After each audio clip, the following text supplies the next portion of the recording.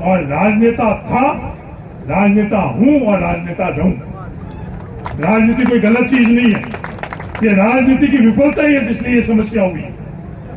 पर उन्होंने कानून तोड़ा है, उनके सामने सब मौन है, चुप है। इस बात को आप लोगों को समझना पड़ेगा। कानून तो वो भी तोड़ रहे हैं। एनजीटी का फैसला अपन लोगों के सामने आया हुआ है, उस फैसले के अंदर कहीं भी लागू नहीं हो रहा है। जो कानून और नियम बने हुए हैं, और ये सब चीज बहुत गहरी है, बड़ी है। जो पॉल्यूशन कंट्रोल बोर्ड है वो किसी मंत्री के अंदर में नहीं आता है, जिसकी जिम्मेवारी है इस तरह के प्रदूषण को रोकने के लिए। वो ताकतें इतनी मजबूत है कि उस मंत्री से भी वो अलग करते रहो। पॉल्यूशन कंट्रोल बोर्ड को उन्होंने अलग किया हुआ। ये ताकत आप लोगों को समझने की आवश्यकता है। आज वन मंत्री के नीचे पॉल्यूशन कंट्रोल बोर्ड नहीं आता है। वन मंत्री पॉल्यूशन कंट्रोल बोर्ड के अंदर चपरासी भी इधर उधर नहीं कर सकता। पॉल्यूशन कंट्रोल बोर्ड अपने आप में कहते हैं बोलो ऑटोनॉमस है। इन सब चीजों को अपने को समझने की जरूरत है। कहने में तो बहुत आसानी से कह सकते हैं। आज दोषारोपण तो भारतीय जनता पार्टी के किसी भी व्यक्ति के सामने अपन लगा सकते हैं कि साहब वो मंत्री है, वन मंत्री है, पर उस वन मंत्री के पास अधिकार है या नहीं है? अधिकार नहीं है। इस चीज को हम लोगों को समझने की जरूरत है। और जब ऐसे फैसले होते हैं उस दिन हम लोगों को सब बातों का नजरअंदाज कर लेते, क्या फर्क पड़े। जब डोली के अंदर हुआ तो हराबा वालों ने नजरअंदाजी किया, और आज कल्याणपुर वाला नजरअंदाजी कर रहे हैं। पूरी की पूरी आज कल्याणपुर पंचायत समिति नजरअंदाज कर रही है। धीमे धीमे आगे बढ़ती हुई समस्या। इन तमाम जो परिस्थिति है वो मैंने परिवार के तौर पर आपके बीच में रखी। लड़ाई लंबी है। आपको अगर ये गलतफहमी हुई एक आंदोलन एक धरने से हम इस लड़ाई में सफल हो जाएंगे तो बड़ी कड़वी बात है, अपन लोग सफल नहीं हो पाएंगे। बड़ी लंबी लड़ाई है। इस लड़ाई को हम संगठित होकर कैसे लड़ें, समझदारी से कैसे लड़ें, और अपने पास जो ताकत है वो ताकत भी कम है उन लोगों के सामने। इस बात को भी अपन स्वीकार करें। जो कम ताकत है उसको अपन घर के अंदर आपस में नहीं लगाकर, अपनी ताकत अपन लोग इकट्ठी कर किसी पर दोषारोपण नहीं कर तो आज हम लोगों के सामने यह अन्याय हो रहा है, इसका समस्या का समाधान हम लोग कैसे कर सकते। आप लोग आपस के अंदर आज थान सिंह जी, मेरे को किसी ने बोला थान सिंह जी ने बुलाया, मैंने कोई ना कोई तो आगेवान होगा, कोई ना कोई किसी काम के अंदर आगेवान होगा। जो भी आप लोग आगेवान हुए, मैं आप तमाम लोगों को धन्यवाद देना चाहता हूं। हमको तो नहीं रोका किसी ने आगेवान होने के लिए। मेरे को रोका गया क्या इस इलाके वालों ने कि भाई आप आगेवान नहीं हो। बाकी किसी को भी रोका थोड़ी। कोई ना कोई अपने अंदर से ही आगेवान होता है। हमारा दायित्व क्या बनता है, हमारा फर्ज क्या बनता है, जो भी आज्ञावान है उसकी हम लोग मदद करें, उसके साथ में खड़ा रहे, उसकी कमियां हम लोग नहीं निकालें कि हर इंसान और हर व्यवस्था में कमियां हैं। ये नहीं देखे कि भाई इनको तो आगे कुछ चाहिए, आगे हर किसी को चाहिए। कोई अगर केवल आगे क्या चाहिए, आगे नहीं, पीढ़ियों के लिए करने के लिए कर रहे हैं। बहुत चंद लोग हैं जो नहीं कर रहे। हमको सबको संगठित होना चाहिए। जो भी अपने यहाँ आए उसका हमको स्वागत करना चाहिए। उसके आने से हमारे मकसद में हमारी ताकत बढ़ेगी। उसके लिए हम कुछ भी बोल रहे हैं तो हमारी स्वयं संतुष्टि जरूर हो जाएगी, पर इस मकसद के अंदर हम लोग कोई योगदान नहीं कर सकते। इन सब बातों को समझने की जरूरत है। जो भी हम लोगों की मदद कर सकता है उन तमाम लोगों को हम लोग बुलाएं। और ये जो जड़ है जोधपुर, उस जोधपुर के अंदर उन प्रशासन को हम विवश कैसे करें कि जड़ को खत्म कैसे करें। बात तो यही है। लूणी नदी आई तो हम लोग पूजा नहीं कर रहे थे, भलो था पूरे थाली लेकर और उसकी पूजा कर रहे। और अपने इस समस्या के लिए आज मैं तो महादेव जी को मानता हूं, कोई काली मां को मानेगा, हनुमान जी को मानेगा, वो सब क्या कह रहे हैं, इस समस्या से समाधान निकाल, उल्टी पूजा कर रहे हैं। मैं पिछले दिनों यहाँ आया, आज कहीं भी मीडिया में ये नहीं दिखने रहा कितनी स्कूलें बंद है। कहीं मीडिया के अंदर ये चीजें नहीं दिखाई गई क्योंकि इसमें विवाद नहीं हो रहा है, इसमें सबका भला हो रहा है। कहीं भी मीडिया में ये नहीं दिखाया गया कि कितनी प्राथमिक चिकित्सा व्यवस्था बंद हुई।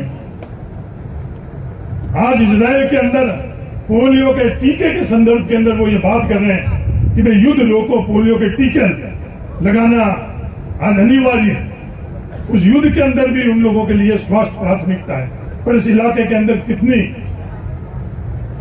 आज किसी भी प्रकार के जल स्रोत के अंदर कोई भी अपन दूसरी गतिविधियां नहीं कर सकते। सुप्रीम कोर्ट का आदेश है। कोई नदी, नाला, तालाब के अंदर राजस्थान सरकार के पास अधिकार नहीं है, केंद्र सरकार के पास अधिकार नहीं है, उसका उपयोग उसके अलावा हम लोग कर सकते हैं। पर क्या वो सुप्रीम कोर्ट का आदेश यहां माना जा रहा है या नहीं माना जा रहा है? नहीं माना जा रहा है। आज उन्हीं तालाबों के अंदर, उन्हीं नालियों के अंदर उन फैक्ट्रियों का गंदा पानी आ रहा है जिसमें सुप्रीम कोर्ट का यह आदेश था किसी भी प्रकार के दूसरे रूप के अंदर इनका इस्तेमाल नहीं हो सकता। पीढ़ियों से अपन ने ये तालाब, नालियां हमारे पूर्वजों ने करी, इससे पवित्र और कोई चीज नहीं। हमारे बुजुर्ग यहाँ आई इस इलाके के अंदर, सबसे पहले चीज उन्होंने क्या की है, तालाब, नालियां, ये सबसे पहले हम लोगों ने करी और उस जड़ को आज ये पूर्ण तरह से खत्म कर। क्या उस जड़ को हमको खत्म होने देना चाहिए? ये बात भी हम लोगों के सामने। इस तरह की और कई बातें हैं, मैं लंबी चौड़ी बात और कर सकता हूं। तो मेरे 2-3 आप लोगों से निवेदन, आंदोलन वही सफल होता है जो अनुशासित होता है। अनुशासित आंदोलन नहीं होगा तो आंदोलन कभी भी सफल नहीं हो सकता। तो इस संदर्भ में हम लोग आपस में संगठित हो, हम लोग अड़ोस पड़ोस के भी लोगों का सहयोग लें, अनुशासित ढंग से अपन लोग करें और इसकी रणनीति तीनों दिशा के अंदर कैसे हम लोग आज बालोतरा कलेक्टर के पास कोई अधिकार नहीं इस समस्या के संदर्भ में।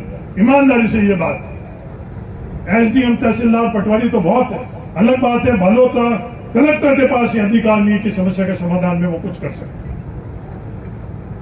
जो भी करना है वो दूषित पानी जहां से आ रहा है उसके संदर्भ में हम उसके लिए 2 बातें ये करेंगे कि ये एक तो ईटीपी लगा दें, एक सीपीटी लगा दें। ये सुनने में तो ईटीपी और सीपीटी बहुत अच्छा शब्द लगता है कि एफ्लुएंट ट्रीटमेंट प्लांट लगा रहे हैं, सेंट्रल एफ्लुएंट ट्रीटमेंट प्लांट लगा रहे हैं। फिर उन प्लांटों का भी क्या हाल है? कोई भी जाकर इस लूणी नदी में देख ले, रुके क्या? कागजों में ये सब ईटीपी लगे हुए हैं, कागजों के अंदर सीपीटी भी लगी हुई है। फिर वो समस्या का समाधान हुआ या नहीं हुआ? नहीं हुआ। 12 साल नहीं, 40-50 साल हो गए वो सीपीटी और ईटीपी से समस्या का समाधान नहीं हो पाया। ये चीजें, ये तमाम चीजें अपने को समझने की जरूरत है। बोलने में तो कह देंगे साहब सीपीटी लग रहा है, बोलने में ये कर लेंगे साहब जोजनी नदी का सर्वे कर रहे हैं, कहने में तो ये सब बातें आएगी। जहां तक मेरी समझ है उस जड़ के अंदर हम लोग कुछ नहीं कर पाए तो समस्या का समाधान नहीं हो पाएगा। तो आज बात कर रहा हूं वो आने वाले पीढ़ी के संदर्भ में भी आप लोग देख लेना, मैं रहूं नहीं रहूं, ये समस्या अगली पीढ़ी में ऐसी की ऐसी रहेगी। अगर मां से प्रदूषित पानी नहीं रुकेगा तो ये समस्या रहेगी। और दुनिया में कई उदाहरण है, पहला इकलौता उदाहरण नहीं है। ये कूतर्क दिया जाएगा कि साहब प्रदेश कैसे चलेगा। अभी गोपाराम जी ने बोला उद्योग भी जरूरी है, पर उद्योग किस कीमत पर जरूरी है? सवाल तो यही है। आज जब आपके पास उस पानी का हल नहीं है और उस पानी से हजारों परिवार, तालाब, मवेशी, पेड़ खत्म हो रहे हैं, उस कीमत के ऊपर चंद उद्योग जरूरी है या नहीं? बात तो, सवाल तो मूल यही है। एक बार वो रोके, जब तक आज अपन भी रुके हुए हैं, 12 साल से रुके हुए या नहीं रुके हुए, एक बार जो प्रदूषित पानी है उसको रोके, फिर जो सीपीटी लगाना है, ईटीपी लगाना है, दुनिया की जो भी टेक्नोलॉजी है वो लगाए और फिर अपन लोग सब इसके समाधान करें। उसके अलावा दूसरा और कोई समाधान मेरी समझ में नहीं आ रहा है। जितना मैंने समझा उतनी बात मैंने ईमानदारी से कहती, और कहने में तो बहुत दूसरा रास्ता भी आसान था, दूसरा रास्ता मैंने आपको नहीं बताया। और अंत में मेरा यही कहना है कि अपन सब लोग आपस में संगठित हो, जो आज के समय में संगठित नहीं है। ये बात सबकी है। आज बहुत आसान है एमएलए के खिलाफ शब्द बोलना, बहुत आसान है वन मंत्री के खिलाफ शब्द बोलना, बहुत आसान है भजनलाल जी के खिलाफ शब्द बोलना, बहुत आसान है केंद्र सरकार के बारे में शब्द बोलना। ये सब आसान चीजें, पर अपने उससे हल नहीं निकलेंगे। हल किससे निकलेगा, उस दिशा पर जाने की अपन प्रयास करें। तो आप लोग आज सब संगठित होने का पहला कदम है। और मैं प्रशासन से और सरकार से भी ये कहना चाहता हूं कि आप दबाकर इस समस्या का समाधान नहीं निकाल सकते। किसी को दबाने की कोशिश करोगे, कोई मुकदमे होंगे, उससे ये समस्या का समाधान नहीं निकलेगा। जितनी जिम्मेवारी इस प्रांगण में है, उतनी जिम्मेवारी आपकी भी है कि समस्या का समाधान कैसे निकले। बात तो यही है, किसी के खिलाफ कार्रवाई कर ले, किसी को दबा दे, किसी को आपस में हम लोग आमने सामने कर ले, उससे समस्या का समाधान नहीं निकलेगा। सब एक परिवार के तौर के ऊपर अपन लोग सब बैठे, सब राजनीतिक दल बैठे, सभी समाज बैठे, सभी धर्म बैठे, सभी अड़ोस पड़ोस के इलाके वाले बैठे और इस समस्या के समाधान के लिए हम एकजुट हुए, सही रणनीति बनाई, जब जाकर इस समस्या का समाधान हो पाएगा। आप सब लोगों को बहुत बहुत शुभकामनाएं। ये मंजिल बहुत दूर है, लड़ाई बहुत बड़ी है, ये दोनों बात मैं आपको आगाह करना चाहता हूं। और हमारे सामने जो ताकतें हैं, हमारे को गलतफहमी है, किसी के पास स्कॉर्पियो होगी, कई हमारे जागीरदार बहुत मजबूत हो गई, तो उनके सामने अपन सब लोग मिल जाए तो ये बहुत कमजोर है। आपस में तो अपने को दिख जाएंगे, पर वो जो ताकत है, सोच है, उसमें अपन 36 गांव में इकट्ठी हो जाएंगे तो भी अपन बहुत छोटे हैं, बहुत कमजोर है। इसलिए अपन सब लोग एकजुट कैसे रहे, उस लड़ाई को कैसे लड़े, इस बात को आप लोग तय करो। एमपी साहब भी आ रहे हैं, एमपी साहब यहाँ आ जाएं। आप लोग आपस के अंदर धान सिंह जी, गोपाल राम जी, सब आप लोग तय कर लो कि अगला कदम क्या होना चाहिए। तीनों दिशा के अंदर हमारी रणनीति क्या होनी चाहिए। वरना बैठकर तो मदन जी उस समय एमएलए थे या नहीं थे जब बैठे थे, हैं? अब कह रहे थे बुला दो, मदन जी तो एमएलए थे, कितने दिन बैठे यहाँ? समस्या का समाधान नहीं हुआ, वो आश्वासन नहीं मिला। उस आश्वासन से समस्या कम हुई या बढ़ी? वो समस्या बढ़ी। अभी भी अपने को आश्वासन मिलेगा, अभी भी अपने को और चीजें रहेगी। अपन समझदारी से एकजुट होकर और अपन ये लड़ाई लड़े, ये मेरा आप सब लोगों से निवेदन है। आपने मेरी बात सुनी, और राजनेता था, राजनेता हूं और राजनेता रहूंगा। राजनीति कोई गलत चीज नहीं है, ये राजनीति की विफलता ही है जिसलिए ये समस्या हुई।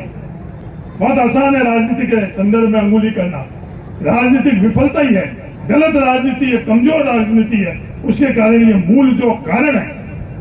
बाकी कोई भी आवाज कहीं से उठ रही है, कहीं से प्रशासन से कोई उठ रही है? प्रशासन वाला आकर आपके साथ खड़े रहने की हिम्मत या ताकत है किसी के पास? जो परिवार का आदमी क्यों नहीं है, सरकारी नौकर है, वो भी आज आकर यहां खड़ा नहीं रह सकता। क्या मीडिया खड़ा है? कौन खड़ा आप लोगों के साथ? जो आप लोगों के साथ खड़ा रह सकता है, ये व्यवस्था उसी को ही बदनाम कर रही है, और आप उसको बदनाम कर क्या हासिल कर सकते हो, इसके बारे में आप सोचें। ये बात जो मुझे लगी वो मैंने आप लोगों को कही। और बुरा मानना राजनीति के अंदर रहता ही नहीं है। किसी ने हमको पीले चावल नहीं दिए राजनीति में आने के लिए, मन हुआ जब आई। और नाराज होना ही है तो गाड़ी में बैठे रहते हैं। कोई भी हमारे से नाराज नहीं होता है। खुद के खेत करते हैं, मजदूरी करते हैं, नौकरी करते हैं, कोई नाराज नहीं। जब हम सार्वजनिक जीवन में आते हैं तो लोगों की जो भावना है वो सुननी भी पड़ेगी, जो उनका गुस्सा है उसको सुनना भी पड़ेगा, समझना पड़ेगा। जायज है तो उनके साथ खड़ा रहना पड़ेगा, चाहे वो आपके विरोधी क्यों नहीं हुई, चाहे आपके दुश्मन क्यों नहीं हुई। बात सही है तो हम लोगों को सबको उसका साथ देना चाहिए, तेरा मेरा नहीं करना चाहिए, सही गलत करना चाहिए। आज अंत में मैं यही कह रहा हूं, जो ये समस्या है उसमें तेरे मेरी की नजर से इस समस्या को नहीं देखें और गलत की दिशा में हम लोग ये समस्या देखें। जोधपुर में बैठे वाले लोगों को भी मैं ये कह रहा हूं, जयपुर में बैठे हुए लोगों को भी ये कह रहा हूं, दिल्ली में बैठे वाले लोगों को ये कह रहा हूं, और अगर पीछे गाड़ी लेकर जावे तो बालोता में बैठे वालों को भी ये कह रहा हूं, बाड़मेर वालों को भी यही कह रहा हूं कि बात सही है तो सही के साथ अपने को सबको खड़ा रहना चाहिए। गलत है तो दो टूक आकर इनको कह देना चाहिए कि आपकी बात राष्ट्रीय हित में नहीं है, आपकी बात सामाजिक हित में नहीं है, तो आप गलत बात कर लो। ये तो फैसला करना ही चाहिए।